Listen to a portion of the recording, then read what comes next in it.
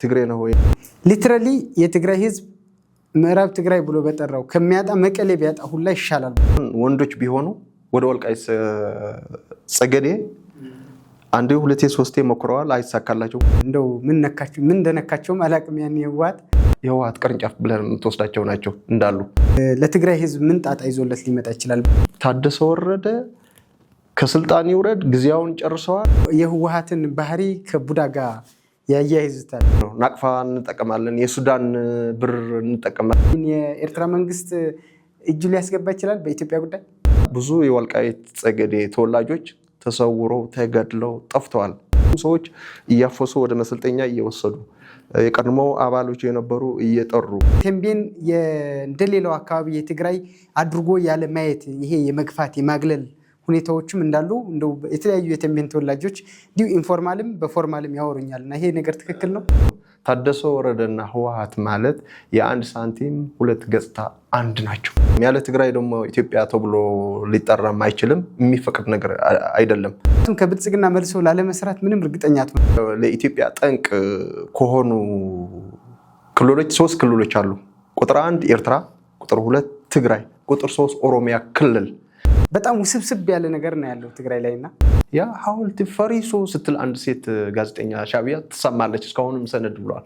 በአማራ ክልል በመሀል ሀገርም ጭምር በጎንደር አፄ ዮሐንስ ልክ እንደ አፄ ቴዎድሮስ እኩል ነው የሚታየው።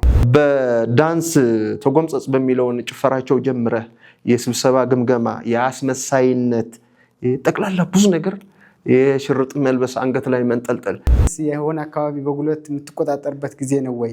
ሸራሮና ተንቤን ግን እኩል አይደሉም። የልጅ ልጅ ነች በተንቤን ጋር ስታያት። በ1976 አካባቢ ወልቃይት ሁመራ በአማራ እያለች ወደ ዲፋክቶ በሚለውን ሀሳብ ኮንሰፕሽን አስተዳድረነዋል። ከዛ ጀምረን ቁጥጥር አውለናል። በብዙ ሺህ የሚቆጠሩ ሰፋሪዎች አምተው ሰፍረዋል። ለምሳሌ ወይንናት ተብሎ የሚጠራ የነበረ በቀደመ ስሙ ዲቪዥን ብሎ አዲስ መንደር ፈጥረው እስከ 20 ሺህ ባንድ ያምጥተው በአንድ ልሳን ሰምተዋል። በዩቲዩብ ቦታ እኮ አያጣላንም ይልሃል። ማይካድራን ያ ሁሉ በጣም ዘግናኝ የሆነ ግፍ ፈጽመው አሁን ወደ ሱዳን ሸሽተው አሁን አርሚ 7 ብለው ደግሞ ራሳቸው አደራጅተው ያሉ ነዋሪ የነበሩ ወጣቶች ናቸው። ኢትዮጵያ ባጀቷ ብቻ የሚጠቀሙ የሚፈልጉ ብቻ ስሟን እያጣጣሉ የሚኖሩ ሰዎች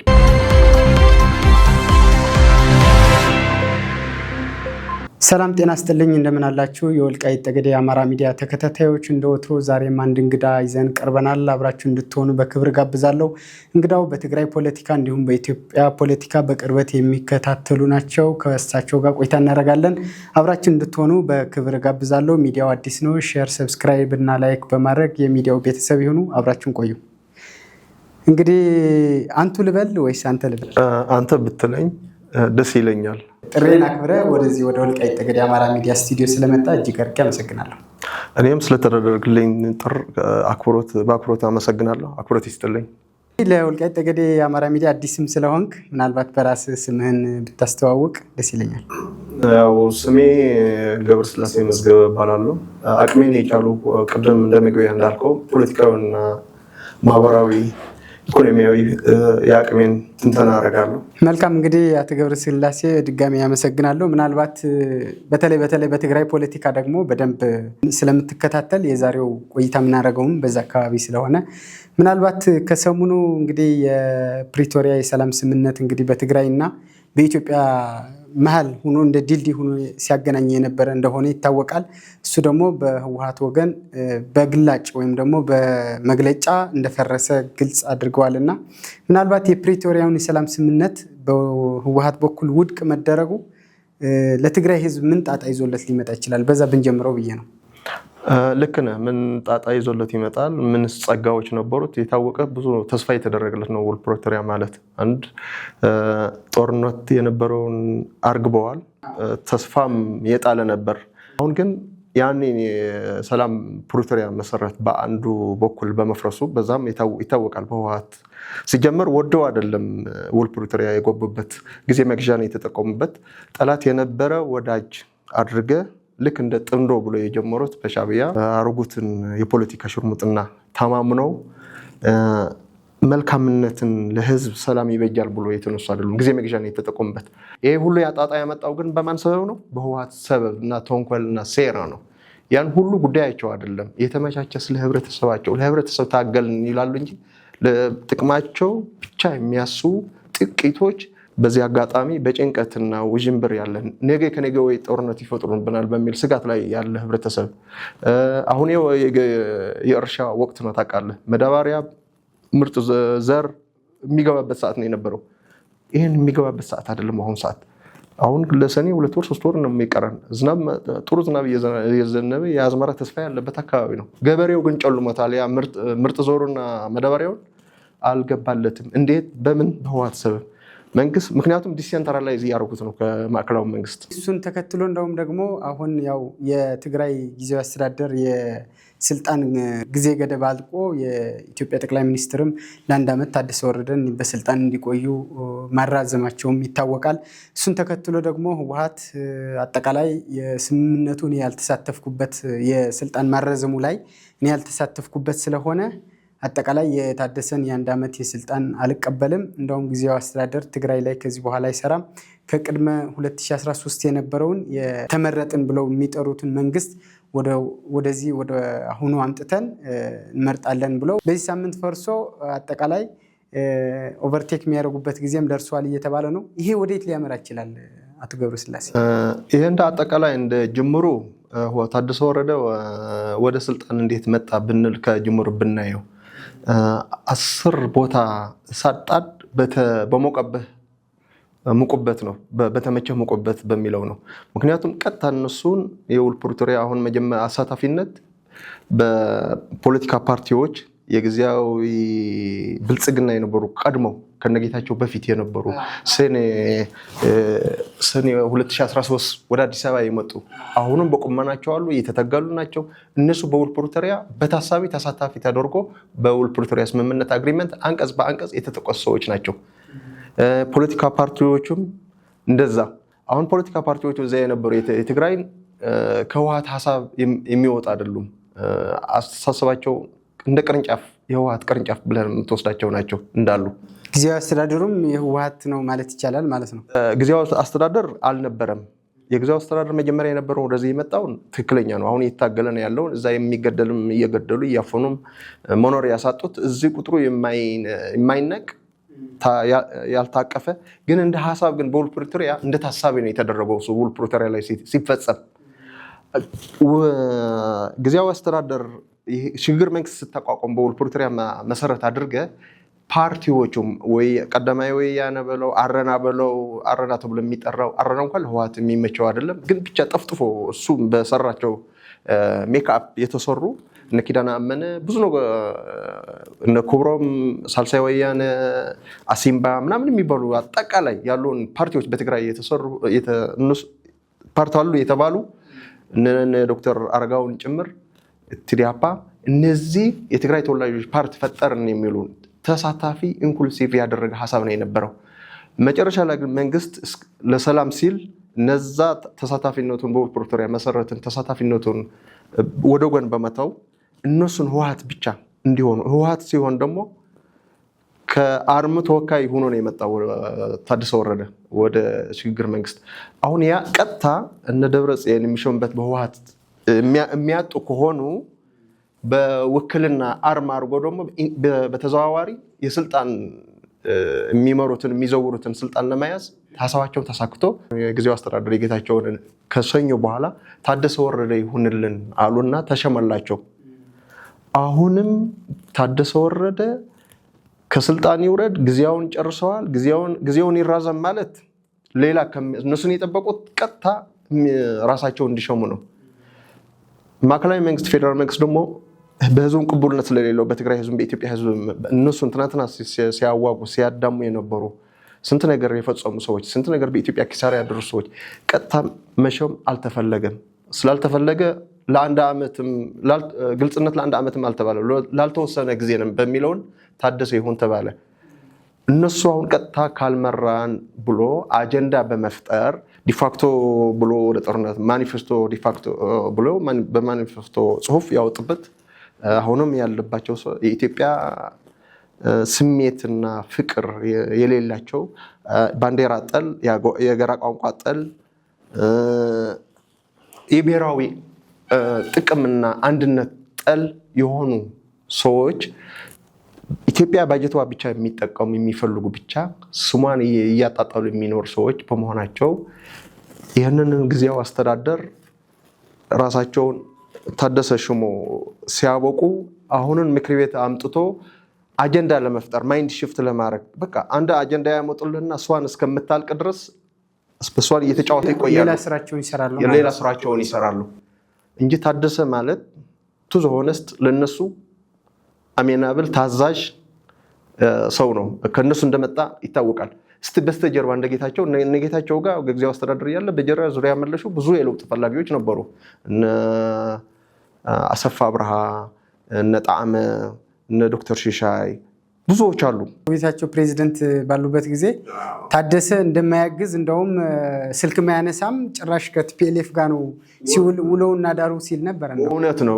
እሱ ለጌታቸው ጊዜያዊ አስተዳደር የመናድ አንድ እድል የነበረው ፓወር ደግሞ ታደሰና ፍስሐ ማንጀስ የሚባሉ ናቸው በዛ ቦታ። ምክንያቱም ጦሩ የሚያዘዙት እነሱ ናቸው። ኃይል ፓወር ያለው የታጠቀ ጠቅላላ የሚመሩ በእነሱ ናቸው። አሁንን ለጌታቸው እንዲያፈርስ ያደረገ ታደሰ ነው። በኋላ መጨረሻ ላይ ተሸመ። አሁንም አጀንዳ በመፍጠር ነው እንጂ ታደሰ በስተጀርባው ዙሪያው ያሉ ሰዎች ተከታዮች አንድ ሁለት ብለህ መቁጠር አትችልም። አሁን ሰው ግን ይመስለዋል በቃ እነሱ በጣም ከባዶች ናቸው። የፖለቲካ ጨዋታ ይችሉበታል። ሰው ማይንድ ሽፍት ለማድረግ ሰው ለመታለል ይችሉበታል። ግን በዚህን ሰው መጨረሻውን ውጤቱ እናየዋለን። መጨረሻ ላይ ምን ያደርጋሉ መሰለ? ጦርነቱን ያካሂዱበታል። ነገሩን ሁሉ ሲጨርሱ አይቀርለትም ያደርጋሉ። ምክንያቱም ሰዎች እያፈሱ ወደ መሰልጠኛ እየወሰዱ የቀድሞ አባሎች የነበሩ እየጠሩ ሰልጣኞቹም እያሰለጠኑ እንደዚህ እያደረጉ ሙሉ ዝግጅት እያደረጉ ነው ያሉ እነዚህ ሰዎች። አሁን መጨረሻ ላይ ለታደሰ ወረደ ውረዳን ወርድን በሚል ቁጥጥር ስር ላይ አዋልን ይላሉ። አንድ ተተኳሽ አንድ ታጣቂ ይዞ ለእነሱን ለመከላከል ከስልጣን ያላልወርድም ውረድ በሚለውን ጎራ ፈጥሮ የሚታኮስበት እድልም ታሪክም አይኖርም። በዚህ ሰው መሟኘት የለበትም። ገብረስላሴ የኢትዮጵያ መንግስትስ ዝም ይላል ወይ? አሁን ለምሳሌ ከ2013 በፊት የነበረ እንደው ያንን ምርጫ የኢትዮጵያ ምርጫ ቦርድም ያልፈቀደለት የኢትዮጵያ መንግስትም የማያውቀው ምርጫ ነው የነበረ። እንደው የሚያውቀው የነበረ ነው ቢባልስ ራሱ ጊዜው አልፎበታል። 5 ዓመት አለፈ እኮ። ያንን የነበረው ምክር ቤት ህገወጥ ነው የጨረባ ምርጫ ነው ያለውን ጠቅላይ ሚኒስትሩ መልሶ እሱን ይዞ ትግራይን የሚያህል ህዝብ የትግራይ ህዝብ ለማስተዳደር ቢጠቀምበት የኢትዮጵያ መንግስትስ ዝም ይላል ወይ? የብዙዎች እንደውም ሀሳብ ምን ሊሆን ይችላል እርምጃው ነው። እዛው ላይ ጥሩ ጥያቄ ነው የጠየቀው። ምክንያቱም 2013 ጦርነት ምክንያት የሆነው የጨረባ ምርጫ በመካሄድ ነው። አሁን ደግሞ ሁለተኛ ዞር ጦርነት የሚያነሱት ዋና ምክንያት ታደሰ ወረድን ሌላ ሾምንን በሚልበት ሰዓት ማዕከላዊ መንግስት ደግሞ ዲሴንትራላይዝድ ሆነ አድሚኒስትሬሽን የማያምንበት ሲሾም ነው። እዛ ሰዓት ጦርነት ይነሳል፣ ወደ ጦርነትም ይገባል ማለት ነው። ይገባሉ። ይሄ ነው የሚሆነው። ልክ እንደ 2013 የጨረባ ምርጫ አሁንም ጊዜያዊ አስተዳደር ማዕከላዊ መንግስት ያላመነበት ራሳቸውን ሲሾሙ ከህገወጥነት ጨርሶ ወደ እብደት የለየለት እብደት ሲመጡ የመጨረሻው ይሆናል። ወደ ጦርነትም አንድ አጀንዳ ምክንያት ይሆናል ማለት ነው። ጽምዶ ሚልም አንድ የያዙት በተለይ ከኤርትራ መንግስት ጋር ጽምዶ ፈጥረው አሁን እንደ ከዚህ ቀደሙ አይደለም፣ እንደ 2013 ላይሆን ይችላል ጦርነቱ። ኃይልን አሰባስበናል። እንደውም ኪዳን አመነ ባለፈው ሳምንት የሆነ ጦርነቱ ብንገባ ማን ነው ከኛ የተሰለፉ የውስጥ ታጣቂዎች የውጭ ሀገር እስከ ሀገራት ድረስ አሰላለፍ በደንብ ሲተነትን ነበረና በዚህ ልክ በትግራይ ያሉ የፖለቲካ ፓርቲዎችም የህወሓት ደጋፊና በህወሓት ስር የሚሄዱና በዛ ቦይ ውስጥ የሚፈሱ ሆኗልና ምናልባት የኤርትራ መንግስትስ ወደዚህ ለምሳሌ መንግስት አሁን እንዳልኩ የቀድሞ ምክር ቤት እንመልሳለን ቢሉ አሁን የህግ ማስከበር ስራዎች ሊጀምር ይችላል መንግስት። ምክንያቱም ትግራይ በፌዴሬሽን አንዷ የኢትዮጵያ አካል እስከሆነች ድረስ የፌዴራል መንግስቱ የሆነ የህግ ማስከበር ከዚህ ቀደሙ ሊወስድ ይችላል። ያ ሲደረግ የኤርትራ መንግስት እጁ ሊያስገባ ይችላል በኢትዮጵያ ጉዳይ? አይቻልም። ምክንያቱም የኤርትራ መንግስት እንደ ሀገር አንድ ላላው ሀገር ነው፣ እጁ ማስገባት አይችልም። ከዚህ በፊት ለምን ገባ በሚል በንጽጽር ሰው እንዲገባው፣ እዚህ በፊት ኢትዮጵያ ማለት ሀገር ነች። ትግራይ ማለት አንድ ክፍለ ሀገር እንደ ሶማሌና ደቡብ ኦሮሚያ፣ አማራ ክልል አንድ አካል ነች። እንደ አካላችን አንድ እግር ጽፍር ነች ትግራይ ማለት። ኢትዮጵያ እንደ ሀገር ኢትዮጵያ ያልፈቀደች በአንድ ክልል ሰበብ አድርጎ አንድ ላላው ሀገር ደፍሮ ገብቶ በወታደር ጦርነት ቢፈጥር በአንድም ይሁን በሁለት ሰው አንድ ስንዝር 1 ኪሎ ሜትር መግባት አይችልም። ምክንያቱም ዓለም አቀፍ ሕግ አለ፣ ማዕቀብ አለ። ማዕቀብ እስካሁን ድረስ ጨርሶ ያልተነሱበት ማዕቀብ ላይ ያለ ህዝብ ነው ኤርትራ ማለት በመንግስቱ ሰበብ። ስለዚህ ይሄ ያውቃል፣ አይውልበትም። ምናልባት ይሄ እያደረጉት ያሉ ኤርትራን ከጀርባ ስለያዙ ነው። ኢንፋክትም እንደዛ እያሉ ስለሆነ ጽምዶ ፈጥረናል፣ አሁን 360 ዲግሪ የምንከበብበት ጊዜ የለም።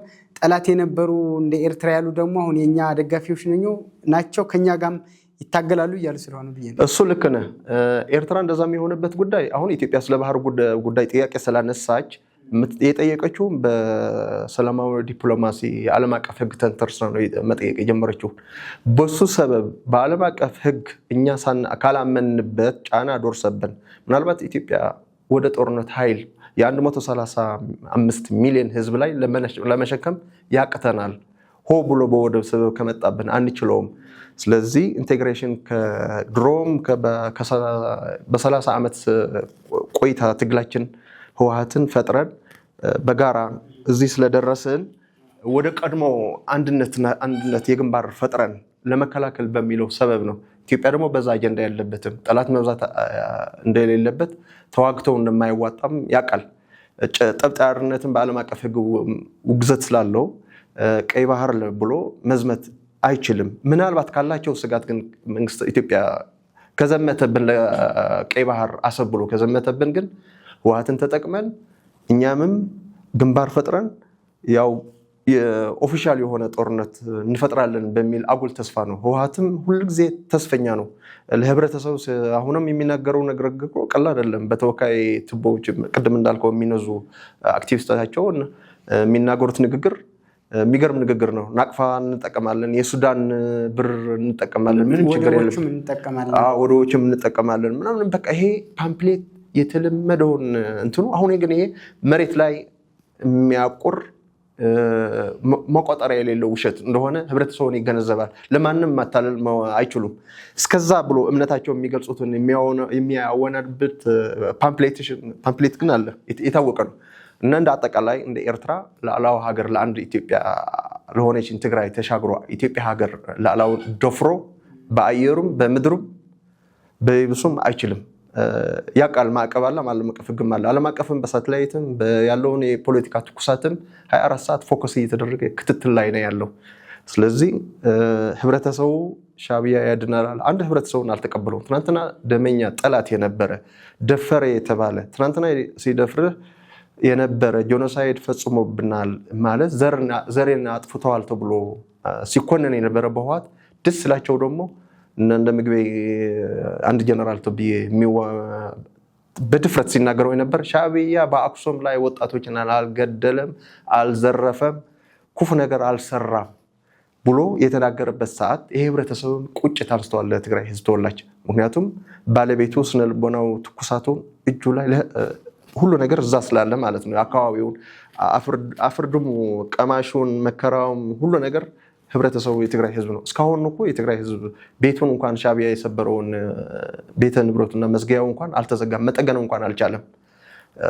ቅርስ ነው ያለው፣ ቅርስም የሆነበት ሰዓት ነው ያለው። እንዲያም በዓለም አቀፍ አቀፍ በማንኛው ጦርነት እንደገና መልሶ ግንባታ ይደረግ ነበር ባጀት ተደርጎ፣ ግን አይቻልም። ህወሓት እስካለ ድረስ እንኳን አልሰጡ የውጭ ሀገሮችን ለህብረተሰቡ በጦርነት ለተጎዳው ህወሓት መልሶ ነው የሚጠቀምበት። በዛ ሰበብ በህብረተሰቡ ሁሌ እንደሸቀጠ ነው እንደነገደ ነው የሚጠቀምበት። ስለዚህ እንደ አጠቃላይ በታደሰ ወረደ ጊዜያዊ አስተዳደርና በህወሓት ያለው ውዥንብር ግን ህብረተሰቡ እንዳይሸወድ እንዳይታለል ውሸት ነው። ታደሰ ወረደና ህወሓት ማለት የአንድ ሳንቲም ሁለት ገጽታ አንድ ናቸው።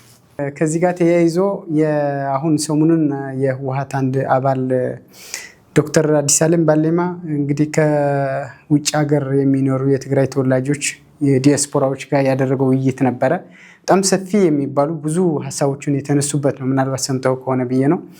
እዛ ውስጥ ምን ይላል? ለምሳሌ ትግራይም በዲፋክቶ ነው ነፃ ሀገር ነው። ብቻ ትግራይን ከዚህ በኋላ ከኢትዮጵያ የምትነጠልበት መንገድ ነው። ከዚህ በኋላ ጦርነትን ብናደርግ ምንም ብናደርግ ትግራይ ነፃ ሀገር ለማድረግ ነው ትግላችን እያደረግን ያለ ነው። ለዚህም ዲያስፖራው በደንብ ሰፖርት ማድረግ እንዳለበት ብዙ ኃይላትም ከጎናቸው እንዳሰለፉና የኢትዮጵያ መንግስት ሁለቴም ሶስቴም እንዲያስብ አድርገነዋል።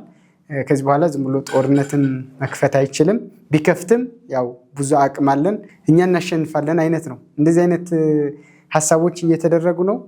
ህዝቡ ደግሞ አልተቀበለውም። የትግራይ ህዝብ ስቲል ቢሆን ሰላም ነው የሚፈልገው።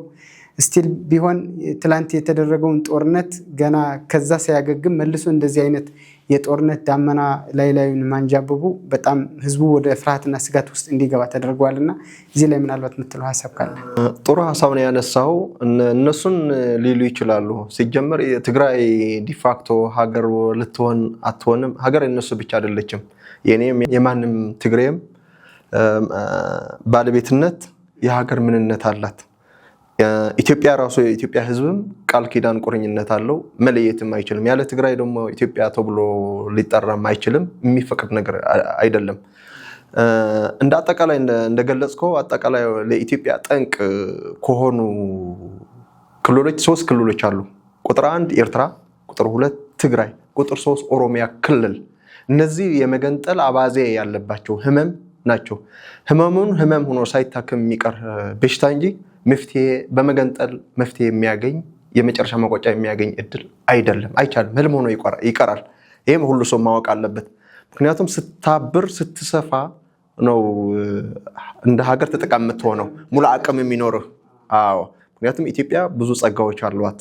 በከርስ ምድር ሪሶርስ ማዕድናት፣ ከነዳጅ እስከ ጋዝ እስከ ጂኦተርማል ወርቅ። እነዚህ ሰዎች ግን ሁሌ ኢትዮጵያ ሳይገዟት ሲቀሩ ወደ አንድ ግልፍተኝነት በህዝብ ላይ ተሸሽጎ ይሄ ሊሉ ይችላሉ።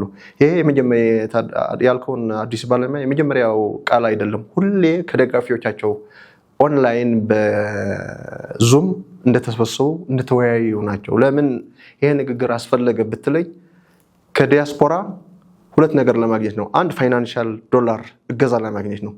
2ቱ ደግሞ እንደተለመደ እንደ አህያ መሬት ላይ እየተንከባለሉ ዲፕሎማሲ አቤቱታ ለውጭ ሀገሮች ሀሳብ ለማቅረብ፣ በዛ ደግሞ ጦርነት ከተጀመረ ደግሞ ሲሸነፉ ቆሙ ኑ ወደ ድርድር እንዲባሉ መተንፈሻም እንዲያገኙ ይህን የሚጫወትበት አባዜ የጦርነት ስልት ነው እንጂ የትም አይደርሱም። ህልም ሆኖ ነው የሚቀረው። ይጀመር ጦርነት መጨረሻ ላይ መቋጫው ምን ላይ እንደሚሆን ይታወቃል። በአንድም በሌላ ምክንያት ያው አንዳንድ አክቲቪስቶች ምናምን ትግራይ ነፃ ሀገር እንድትሆን እንፈልጋለን የሚሉ በአደባባይ የሚናገሩ አሉ። እንደውም እኮ አሁን ዛሬ መቀሌ ላይ ከሄድክ እኮ በመንግስት ተቋማት ሳይቀር ምንም የኢትዮጵያ ባንዲራ የሌለበት የትግራይ ባንዲራ ብቻ ተደርጎ የተለያዩ እንቅስቃሴዎች የሚደረጉበት፣ ለዛም ደግሞ የትግራይ ባንዲራ እያሉ ለኢትዮጵያ በጀትን በለው የተለያዩ ነገሮች የሚጠየቁበት በጣም ውስብስብ ያለ ነገር ነው ያለው ትግራይ ላይና። ጥሩ ጥያቄ ነው የጠየቀው። ትግራይ እስቲ ሀገር እንኳን ብትሆን እንበል ምን አይነት መንግስት ነው የሚቀረጸው? በጣም እምባገነን አይገልጸውም። እምባገነን የሚባለው ኤርትራ ናጽነት ብሎ ወደ ባርነት ገቡ። አንድ እምባገነን መንግስት ነው የተፈጠረው። ተስፋን የጨለመባቸው እንደ ኤርትራ መገለጫው ተስፋ ጨለመባቸው። መገለጫቸው የተስፋ መጨለም ዘላለም ስደት ነው። ባህር ላይ ለአሳ መሆን ነው። ጎደናዎችና አካባቢያቸውን ቤታቸውን እንኳን ጠግነው ቀለም መቀባትም የማይችሉበት ኢኮኖሚካሊ ፋይናንሻል የወረዱ ናቸው። ብሩ እንኳን በስደት የተላከላቸውን ብር እንደፈለጉ በደረጃው ሚዛን የሚከፈላቸው አይደለም። ባለው ምንዛሬ የሚከፈሉ አይደለም። 90% የኤርትራ መንግስት ወስዶ 10% የዶላር ምንዛሬ የሚሰጣቸው መንግስት ያለበት እምባገነን ነው። ሰዎች ከተጠረጠሩ ከታሰሩ የት እንደገቡ የማይታወቁበት፣ ታስሮ ሲወጡ ደግሞ እንደ እድል ሆኖ አይናቸውን ጨልመው ከጉድጓድ ወጥተው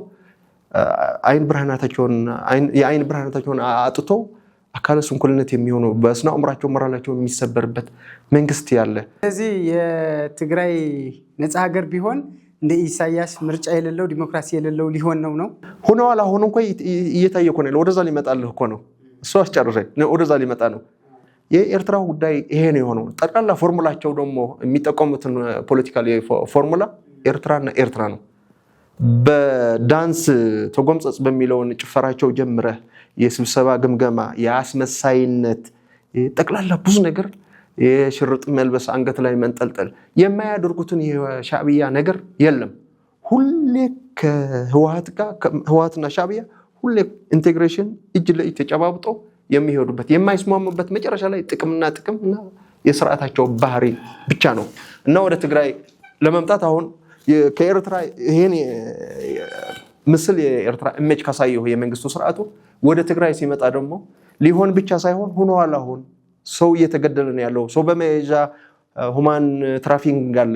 ሰው ተገድሎ በመያዣ በየመን በየትም የሚፈጽመው ትግሬዎች ናቸው። በየመን የተለያየ ክፍለ ዓለማት ብታይ አሁን በቅርብ ጊዜ የሚያይዙ እነሱ ናቸው በስቃይ የሚያደርሱ በጭካኔ። ትግራይም እንደዚህ አይነት ነው ያለው። አሁን ብናበጉና ሽረ እንዳየኸው አጓቱ ነው አንድ ልጅ አፍኖ ወስዶ በ600 ተደራድሮ መጨረሻ ላይ ሚሊዮን እንኳን እናቱ ብትከፍለው አይተውም ይሄ ልጅ ለመግደል ወደ ኋላ አይልም። ለምን? ምክንያቱም ያ ይታወቃል ብሩ የተቀበለው ማን እንደያዘው ልጅ ከወጣ ደግሞ ይነግራል ልጁ አጓቴ ነው ያፈነኝ ሊል ነው። ስለዚህ ያለውን አማራጭ 600 ተሰጠው 1 ሚሊዮን 2 ሚሊዮን ከዛ በላይ ይጠብቅ ነበር ገደሉ። እንደዚህ አይነት ያለ ስርዓት ክልል ነው። አንድ ቄስ በኩያ ቤተክርስቲያን ሊቀድስ ሊወድስ ብሎ በድንጋይ ተወግሮ ተደብድቦ የሞተበት አጋጣሚ አለ። ስንት አሁን ግን አዲስ ነገር አይሆንም። ለትግራይ ህዝብ ብዙ ነገር ሞተ፣ እንደዚህ ተደረገ፣ በቃ አዳፕቴሽን ወስደዋል፣ ተስፋ ቆርጠዋል። ለእንደዚህ አይነት ስርዓት እንባገነን ዘራፊ ቡድን ዲሞክራታይዜሽን የሌለው ዘመናዊ መሳፍንት የምንለውን ጸረ መሳፍንት ታግዬ መሬት ላራሹ አሳውጄ በእኩልነት ያመጣሁ የሚል አርቲፊሻል ንግግሩን ተግባሩ ግን ሌላ የሆነ ስርዓት ሊፈጠር ይሄም አንፈቅድም፣ ሊሆንም አይችልም። ይሄም የሚጠብቅ ወጣትም የለም። ይሄ ብሎ ፓምፕሌት የሚናገረውን ያልከውን ትግራይ ዲፋክቶ እንደዚህ እናስባለን እንደዚህ ከነባሊማ ምናምን ይበሉ። እነሱ ወንጀለኞች ናቸው። የሚሻላቸው እሱ ነው። ሌላ አማራጭ የለባቸውም። እነዚህ ወንጀለኞች ናቸው። ይታሰራሉ፣ በህግ ይጠየቃሉ። ብዙ ነገር ደማዊ ብዙ ነገር ወንጀሎች እየፈጸሙ የግል ጥቅማቸውን በህዝብ ትግራይ ስም ስለነገዱበት ያላቸውን አማራጭ ይሄ ነው። የወለዱትን ልጅ አርቆ አስቀምጠው ሴፍት አድርጎ እነሱን እስከቻሉት የሚሸሹበትን ነገር አማቻቸው ሰርቫይቫል እስከ መጨረሻ የሚያደርጉት ነገሮች አማቻቸው። ይሄ መናገር አዲስ አይሆንም። ህልም ሆኖ ነው ግን የሚቀረው። ቅቡልነትም አይኖርም። ትግራይ ከኢትዮጵያ ተነጥላ አትሄድም። እንዲያውም የጊዜ ጉዳይ እንጂ ኤርትራ በገዛ ፈቃዱ የኤርትራ ህዝብ ወደ ኢትዮጵያ የሚመጣበት ሰዓት ይኖራል። ኪዳነ አመነ እሱ የተናገረው እስከ አልሸባብ አሉን፣ ሱዳን አለን፣ እንደዚህ አለን። እነ ታደሰም ይሄ ነው። ማነው ስሙ አዲስ ባለማ የሚነግረው ደግሞ ይሄ ነው። ደግሞ በጣም አስነዋሪ ነው። የሚያስከፋቸው ነገር እንኳን ሳንሱሩን ሳይነራቸው ቀጥታ እንደወረደ ነው ወደ አየር የሚያውሉት መናገር። እንደነ አረጋይ የሚሰማቸው አይደሉም። ኃላፊነት የሚሰማቸው የሚያገናዝቡ አይደለም። የሚነገር የማይነገር እነዚህ ሰዎች ደደቤትም ከዚህ በፊት በ2013 ጦርነት እያለ ከአልሸባብም በሶማሊያ ያለው እናብራለን ከማናብረው ሸይጣንም ይሁን እናብራለን የሚሉ ሰዎች ናቸው። ራሳቸው ሸይጣን ስለሆኑ ማለት ነው። ከዚህ ጋር ተያይዞ እንደውም አቶ ገብረስላሴ አብሮ የሚነሳ ያው የጦርነት ሲከፍቱ ለምሳሌ እንደነ ወልቃይት ጠገዴ ያሉ አካባቢዎችን ራያም የሚቀራቸው ነገር ካለ አሁን ራያ እንኳን ሙሉ ለሙሉ በእነሱ ነው ያለ። የሚቀርም አካባቢ ካለ ይህንን በጉልበት ተቆጣጥረን ይዘን ነው ዲፋክቶም ሁነን ነፃ ሀገር ሁነን ምንቀጥለው ይላሉ። እንግዲህ በወልቃይት ጠገዴ ጉዳይ ስንመጣ ደግሞ ብዙ እዛ አካባቢ ብዙ ባላባቶች የመግደል የመሰወር ብዙ አፈናዎችና ግድያዎች እንደነበሩ ይታወቃል። እሱ ብቻ አይደለም። ለምሳሌ ወደ ቴምቤን አካባቢ እንድርታ አካባቢ እንደዚህ ደግሞ ከቀኛዝማች ግራዝማች ከሚል የበፊት እያያያዙ ቤተሰቦቹን እንዲጠፉ ብዙ መከራዎች ሲያደርሱ የነበረ ነው። ምናልባት የወልቃይት ጠገዴ ግን ለየት ያለ እዛ አካባቢም ብዙ አባቶችን ሳነጋገር ከዲሞግራፊ መቀየርም ጋር አያይዘው ብዙ በህወሓት ብዙ ግፍና መከራ እንደደረሰ ይገልጻሉና በአሁኑ ሰዓትስ የሆነ አካባቢ በጉልበት የምትቆጣጠርበት ጊዜ ነው ወይ? በጉልበት የምትቆጣጠርበት አይደለም። ለምንድን ነው? ምን መሰለህ፣ ጅብ አህያ ሲደፍር ለመብላት ስስት ብልቷ ነው የሚበዘጉለው። አሁን ወደ አላማጣ ኮረም ምናምን ይሄድበት ስስ ብልት አይቶ ነው እንጂ ይሄን ነገር ቢሆን ወንዶች ቢሆኑ ወደ ወልቃይት ጠገዴ አንዴ ሁለቴ ሶስቴ ሞክረዋል፣ አይሳካላቸውም። ከዚህ እንደማይቻል አሁንም አለ፣ ከነገም ወዲያም አለ። ዲሞክራሲ ይታወቃል። መጀመሪያ ከጎራ አስራት ዜና እንደሰማሁት በአንድ ኢንተርቪው በ1976 አካባቢ ወልቃይት ሁመራ በአማራ እያለች ወደ ዲፋክቶ በሚለውን ሀሳብ ኮንሰፕሽን አስተዳድረነዋል። ከዛ ጀምረን ቁጥጥር አውለናል። ህብረተሰቡን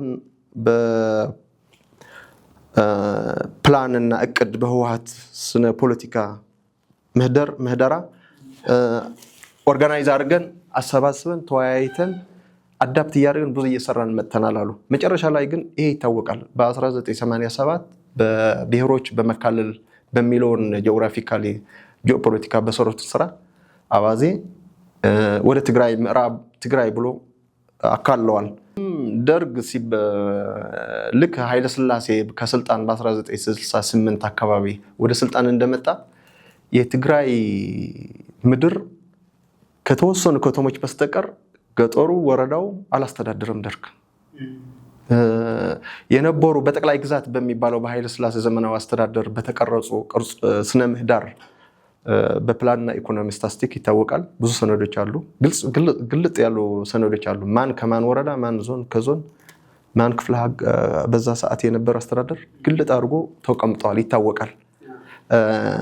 በዛ ጀምሮ ግን በስነ ሀሳብ ጀምረዋል፣ ሲያስተዳድሩ ነበር። ህብረተሰቡ ግን አልተቀበላቸውም። በዛ ሰዓት ቅድም ወዳልከው በዛ ብዙ የወልቃይት ጸገዴ ተወላጆች ተሰውረው ተገድለው ጠፍተዋል።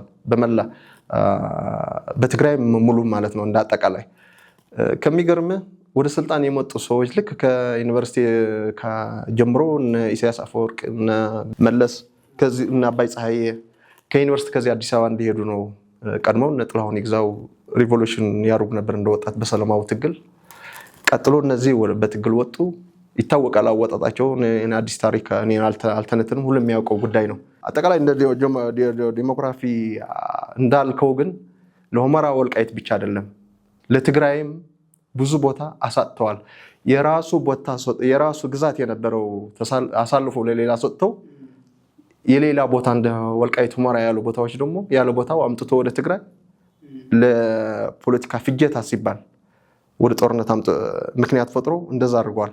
ሲጀመር ሁመራ ማለት ወልቃይት ሃይ ፖቴንሻል ኤሪያ ነው። በሰሊጥ ኤክስፖርት ከኢትዮጵያ ከቡናና ቆዳ ኤክስፖርት ቀጥሎ ቅባት ከሚባሉ ሰሊጥ ነው ቁጥር 1 የሚመረተው። በጣም ኮምፎርታብል የሆነ ሃይ ፖቴንሻል የሰሊጥ ምርት ሁመራ ነው።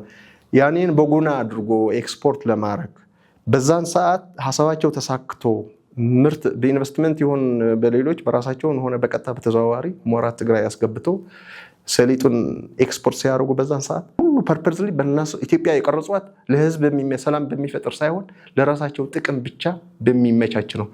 ወደ ትግራይ ምን ተፈጠረ?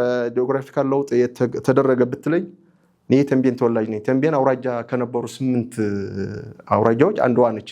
ራስዋ ግን እንደ አንድ ወረዳ ነው የሆነችው። ቁማ ነው የምትታየው።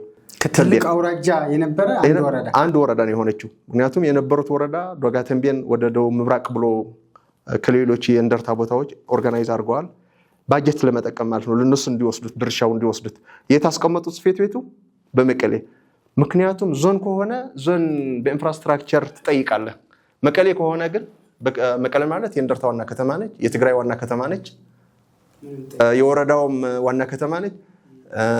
መቀሌ ደግሞ ሳይታወቅህ ሳይወደድም ሳይጠላም የዋና ከተማ በመሆኗ ኢንፍራስትራክቸር ይኖራታል። ስለዚህ የደቡብ ምብራቅ እዛ ተጨፍልቆ ባጀቱ ደግሞ ማን ይወስደዋል? ህወሓት ድርጅት ይወስደዋል ማለት ነው። ለማን ያውለዋል? ኪሱ ይመላበታል። በፋይናንሻል የዳበረ አንድ ድርጅት የፖለቲካ ድርጅት እንዲሆን ረድቶታል። ይሄ ነው ካልኩሌሽናቸው አጠቃላይ። እንደ ተንቤን ግን ዞን የነበረ ዞንነቱን አፍርሶ ኢንፍራስትራክቸር፣ ውሃ፣ ሁሉ ነገር ሲጠየቅለት ከነ ሃውዜን ከነ ኮረም ከነ ሸራሮ ነው የሚታየው። ሸራሮ አሁን መብራት ሳብስቴሽን ቅርብ ጊዜ በዚህ 6 ዓመት ነው ያገኘችው ሞባይል ሳብስቴሽን ተንቤን። ሸራሮ እኔ እስከመናንሽ ተንቤን እንኳን ያገኘ እኔ ለምን ይቀረኛል? ሸራሮና ተንቤን ግን እኩል አይደሉም። የልጅ ነች በተንቤን ጋር ስታያት። የኢንፍራስትራክቸሩ እንዳለ ሆኖ አጠቃላይ በተንቤን የነበሩ ባላባቶች ቅድም ሲባል እንደነበረ ይሄ የፊት አውራሪ የመሳፍንት ምናምን እየተባለ ግድያዎች እንደነበሩ ስቲል ተንቤን እንደሌላው አካባቢ የትግራይ አድርጎ ያለ ማየት ይሄ የመግፋት የማግለል ሁኔታዎችም እንዳሉ እንደው የተለያዩ የተንቤን ተወላጆች ዲው ኢንፎርማልም በፎርማልም ያወሩኛል እና ይሄ ነገር ትክክል ነው። ለዛ ነው ምክንያቱም ፓርቲዎችም የመቋቋም እንዳየኸው አንድ ፓርት በተንቤን ኢትዮጵያ በሚል በነታይሰን የሚመራ አለ። አንድ ደግሞ በሽም ተንቤን በሚል በሚክም በቅርብ ጊዜ የወጣው እሱ ነው። አጀንዳው የተለየ ጥቅም ፈልጎ ሳይሆን እንደ ህብረተሰብ አልታየንም፣ እንደ ኢትዮጵያ አካል ነው። በኢትዮጵያ እኮ እነዛ እንደ አውራጃነት ነው የምታወቀው። ህወሓት ግን እዛ ቤት ዘግቶ በክልሉ ጨፍልቆ ዘውነታን አሳጥቶ ባጀቷ እየተጠቀመ ኢንፍራስትራክቸር ብዙ ነገር አሳጥቶ ብዙ ነገር ነው ያደረገው። እንዳልከው ግን መዋጊያ ይጠቀመዋል። ጂኦግራፊካል አቀማመጣም ለጦርነትም ምቹ በመሆኑ በጣሊያንም በየትኛው ጦርነት ብዙ አሁን ያለፈውም ተንቤን በረሃ ተሸሽጓል። እዛ ነው የተረፈ። ግን ቴንኪዩም እንኳን አላለቱም። ከሚገርምህ እዛ ሁሉ ወድሞ እህል ሊያበቅል አይችልም። እዛ የነደደው ከባባድ መድፎች ሲደበደብ የነበረ አሁን ገበሬዎቹን ያኛውን ሳያውቁ ለመውቀጫ ቡና ምናምን እያሉ እያነሱ ትሩፋቱ አለ ግንዛቤ ካለውን ምክንያቱም ዓለም አቀፍ የተተኳሽ ማስወገዱ እንኳን አልጸዳም። ትሩፋቱ ይሄ ነው። እስከዚህ በቃ የጦርነት ብቻ ትሩፋት እንጂ የልማት ተቋዳሽም አይደለችም። ታሪኳ ምንነቷን እንድትበተን ያደረገ ነው። ወደ ቅድም እንዳልኩ የራሱ ሰጥቶ ሌላ መጣ ያልኩ ደግሞ ወረዳ ዳሉል ነው የሚልህ የአውራጃ አጋሜ 5ኛ ወረዳ ነው። በዳሉል ምን ሀብት አለ ብትለኝ ፖታሽ አለ፣ ጂኦተርማል ኤሌክትሪካል ፎርፊቸሪቲ አለ። ፖታሽ ደግሞ ማዳበሪያ በአፍሪካ ብድር ፕሮሰስ ተጀምሮ የተቋረጠ አለ። በወርቅም ቅድም ሲል በኃይለ ሥላሴም ተጀምሮ ጀብሃ ሲረብሻቸው የተቋረጠ እንደ ቅርስ ኮንቲነሮቹ እዛ አፈር ተበልተው የቆመበትም አለ። የቱሪስት ማዕከል ነው። እዛ ዳሉል የምታየው ጤ የሚባለውን እሳተ ገሞራ የሚተፋበት አካባቢ በጣም በኢኮ ቱሪዝም በጣም ወሳኝ ነው። አሞሌ ጨው ደረቅ ጨውም ያለበት ነው። ያ ሁሉ አሳጥቶ በወረዳ አውራጃ አጋሜ የነበረውን ወደ አፋር ነው ያካለሉት። ሌላ ደግሞ 7ኛ 8ኛ ነው ወለው ከ8 አውራጃዎች አንድ የነበረች ወቅረክል ተብላሉ። በራህሌ የራስ የቻለ ወረዳ ነው። ወረዳ በራህሌ ነው የሚለው። ከዳሉል የመጣ አሞሌ በራህሌ ቀረጽ ሳይቀረጽ አያልፍም። ሃይ ፖቴንሻል ትርፍ የነበረበት ቦታ ነው። እሱም አሳጡት ለወቅረክል ተብላሉ። በታሪክም ይሄ ወጣቱ በዚህ አጋጣሚ መሞገትም አለበት።